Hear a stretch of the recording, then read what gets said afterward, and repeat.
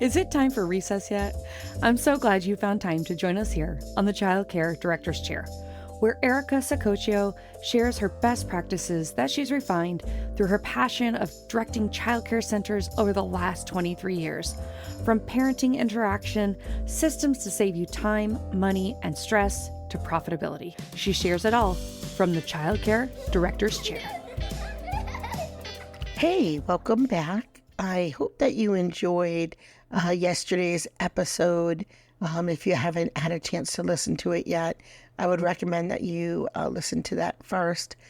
So this week we are doing a week-long series on work-life balance and self-care and taking care of yourself. And it's really, really important. For those of you who have been with me for a while, know that I struggled with my own burnout and physical health crisis, and I've come to the other side of that, and I really wanted to help as many of you as I could, because I know that this is a real challenge that we're faced.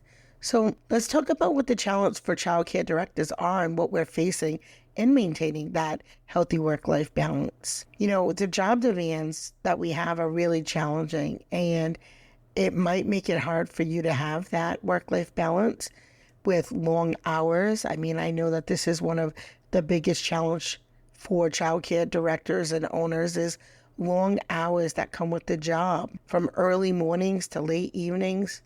Childcare directors are often required to work extended hours to ensure the smooth running of the facility. And this can make it difficult for them to find time for themselves or their families outside of work. I know that had been the case for me and several of my directors for quite some time. And, emotional stress. Working with young children, although it's rewarding, can also be emotionally demanding. And childcare directors often find themselves dealing with challenging behaviors, difficult situations, and emotional outbursts on a daily basis. And this emotional stress can really take a toll on our mental health and our well-being, making it even more important for you to find ways to unwind and relax outside of work. And then, of course, there's the administrative responsibilities. In addition to working directly with children and staff, childcare directors also have a range of administrative responsibilities to juggle, as we're often finding ourselves juggling staff management, budgets, new regulatory compliance. And these tasks can be time-consuming and stressful, leaving little time for childcare directors to focus on their own personal lives and well-being. I know for me, during the day, you get to a point where you're so busy taking care of your team and the families and doing all the things that need to be done during the day, during the normal work hours. And then everybody goes home, and then you're scratching your head going, oh my God, when am I going to have time to do my job? Like all these administrative pieces that often don't get done during the day. They're typically done on nights and weekends. And so that makes it really hard for you to then go ahead and self-care. But don't worry, we'll talk about a few strategies a little bit later in the episode that hopefully will help you. And, let's talk about limited resources. Childcare facilities are struggling. We've always worked on tight budgets, but that means that we're doing more, or we're required to do more anyway, with less. And this can lead to feelings of burnout and frustration as childcare directors struggle to meet the needs of their staff, children, and families with these limited resources. And I feel like since pandemic funding and supports are really at the end, they're starting to dry up. And I would say, it's probably fair to say by the middle of the summer, all of those monies and all of those funds will be gone. And then as we roll into the fall, a time of year that we normally get really excited about, universal pre-K is a real thing. And it is really having a major impact on privately owned centers. And so, the plethora of students who would come flying through the doors in September for pre-K registration, they now have more options than ever, and some of those options are now free, which makes it very hard to compete. So what are you doing? So although all those things sound negative and stressful, which they are, despite all of that, it's still important for childcare directors to prioritize their own well-being, finding ways to maintain that healthy work-life balance. So let's talk about a few of those tips. First, it is important for you to set boundaries. It's important to establish clear boundaries between work and personal time. Avoid the temptation to check work emails or messages outside of designated work hours to prevent burnout. One of the things that we started to do is to use our company app, and we use ProCare, and it has a staff messaging app, and it has a scheduling app, and it has ways for us to communicate with our staff. And for years and years, and we still have it now, but I'm about to delete it.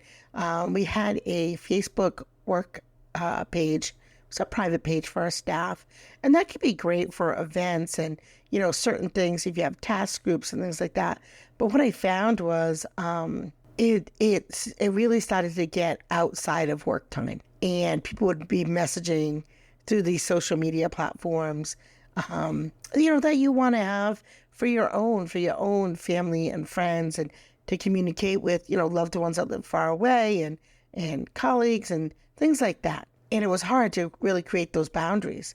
And so using something that is only work related and only work folks can use, like your work app, really did help with setting the boundaries. You want to delegate responsibilities, delegate tasks to your staff members, and this will help lighten your workload. And you have to trust your team can handle certain responsibilities without constantly micromanaging them. Make sure that you're doing the tasks that are high profit for you and high priority for you. And the other things that aren't, those are the things that you're going to delegate. And don't forget to keep the things that you like to do. And that's funny because we all like to do different things. And a lot of times when I have folks that are like, well, I'd love to help, I'll take XYZ off your plate. And it's often the things I enjoy. Some of the things I don't enjoy is, QuickBooks. Those are not fun. I do, as a teacher by trade, I love creating curriculum. I love putting together new interest centers in the classroom. Those are things I really like to do. So when you're delegating, make sure they are high priority tasks and things that help your growth or help you be a leader in your field, in your industry, in your building. Those are the places I like to spend my time. You want to prioritize that self-care and make time for self-care activities such as exercise, hobbies, relaxation, taking breaks throughout the day to recharge. This can really help you feel or avoid feeling that overwhelm.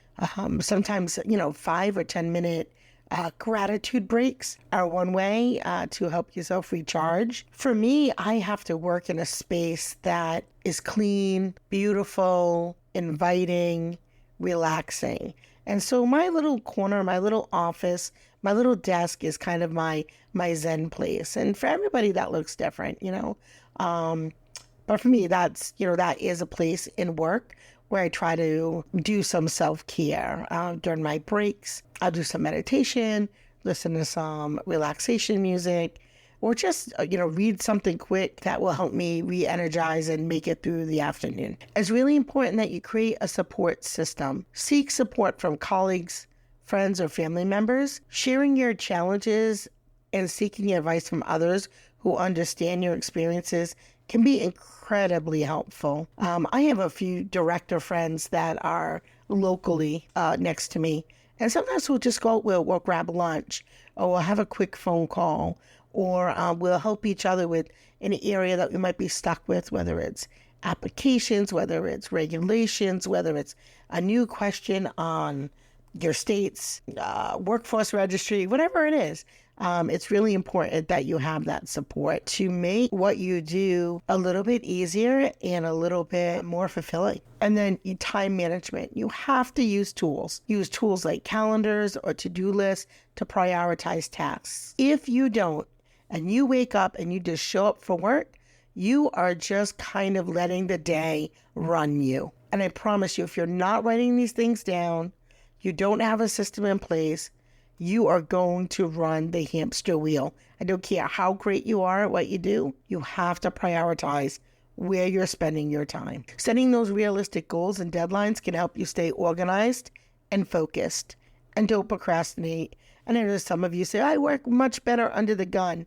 Well, lie to yourself about when the deadline is so that you're still pressured to do what you do if that helps get your creative juices going. But it will help you meet those timelines. And if you hit a bump in the road, you still gave yourself that little bit of a cushion, because we cannot continually be under toxic stress. It is not good for us. So, those are some of the things that I can think about. Also, flexible scheduling. Consider implementing flexible work hours for yourself and your leadership team. Maybe even remote work 1 or 2 days can really help be beneficial in accommodating your personal needs. So maybe you're working on your licensing application or putting in your quality rating system plans in place. Things that really require desk work, I would say, those are good things to maybe do off-site. And then more of the working with your team, working on your physical space, communicating with your parents. Those are all things that, probably are better done in person while you're at the center. But, things that really require non-interruption, I would say, if you can, try to consider some flexible scheduling. And then work-life integration. Look for ways to incorporate your personal interests and hobbies into your work. Creating a positive work environment that promotes work-life balance for all staff members is key. And one of the things that I would love to say when you're talking about work-life integration is don't forget the professional development piece. Invest in ongoing training and development opportunities for yourself and your team, not only staying current on industry trends or best practices to improve your efficiency and effectiveness, because we all really like to do that. We always, I feel like, do these professional development around work, but maybe you do some professional development around work-life balance, around some of those strategies that I mentioned earlier, how to delegate, how to have better scheduling, what tools are available for time management, or what organizations can you join to be with other like-minded folks who can support you during the good and bad times. So those are areas I would look at in terms of your professional development. But I feel like by implementing these practical tips and strategies, you can achieve a healthier balance between your work responsibilities and your personal life. And remember to prioritize self-care and seek support when needed to ensure your well-being. So that's it for today's episode. I hope that you find it helpful. I hope you feel great, recharged, and inspired to start your day. Thank you so much for tuning in. This has been the Childcare Director's Chair podcast. If you liked today's episode, please be sure to leave us a review on your favorite listening platform. If you haven't subscribed yet or put a notification for the upcoming episodes, please do so. And thank you again for tuning in. Have a great day. Well, all the cute little kiddos have been picked up and it's time to go home. And that'll do it for another episode of the Childcare Director's Chair. Please leave a review so Erica knows the information is helping you to manage and improve your childcare centers. Remember to subscribe to get the latest episode from Erica's Childcare Director's Chair.